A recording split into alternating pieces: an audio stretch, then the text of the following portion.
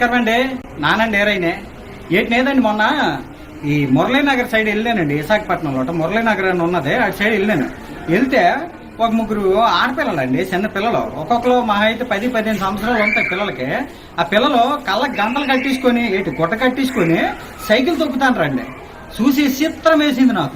ఇదే మామూలుగా నడిచిన వాళ్ళకి లేదు, వాళ్ళేమో కళ్ళకి గంటలు కట్టుకొని మరి సైకిల్ నడిపేస్తాండ్రు. వాళ్ళు ఎవరో ఏటి సంగతి అని తెలుసుకుందామని వచ్చినానండి.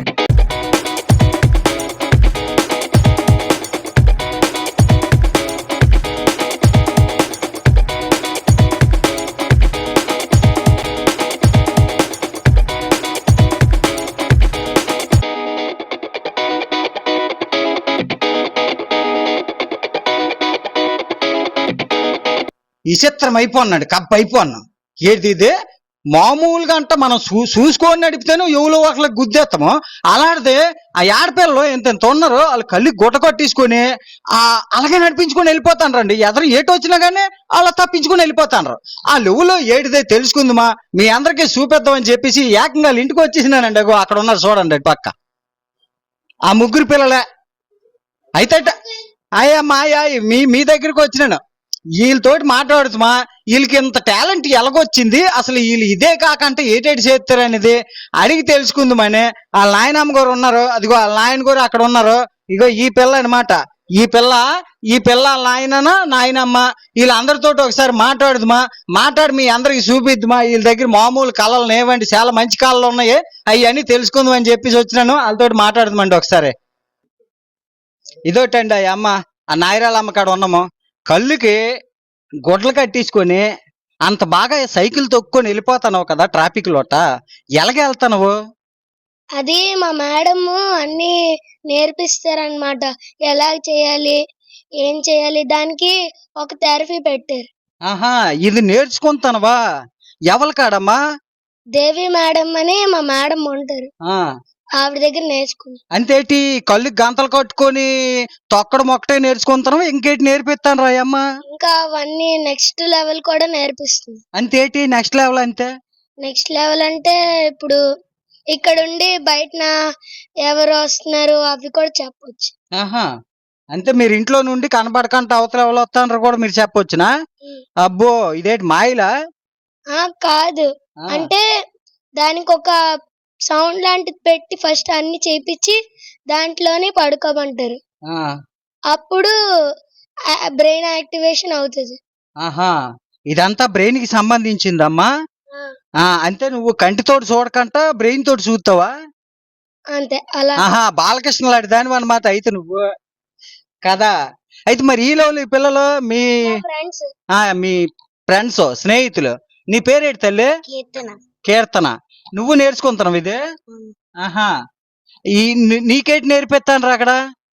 వాళ్ళగే మాకు అలాగే నేర్పిస్తారు. మూడో నేత్రము, మూడో కన్ను శివుడికే ఉన్నది అనుకున్నాం గానీ ఇలాంటి చిన్నపిల్లలకు కూడా ఉంటదని ఇప్పుడే తెలిసింది నాకు.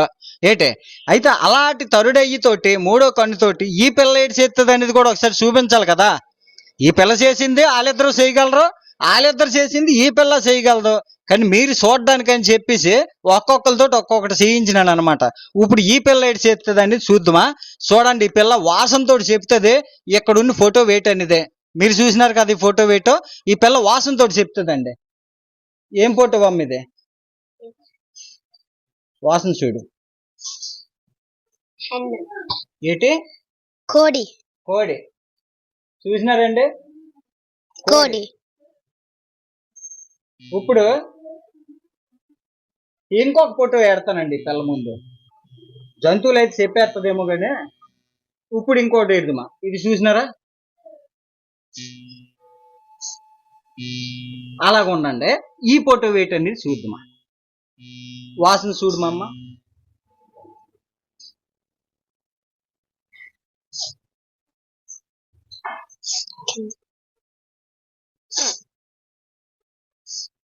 ట్రక్.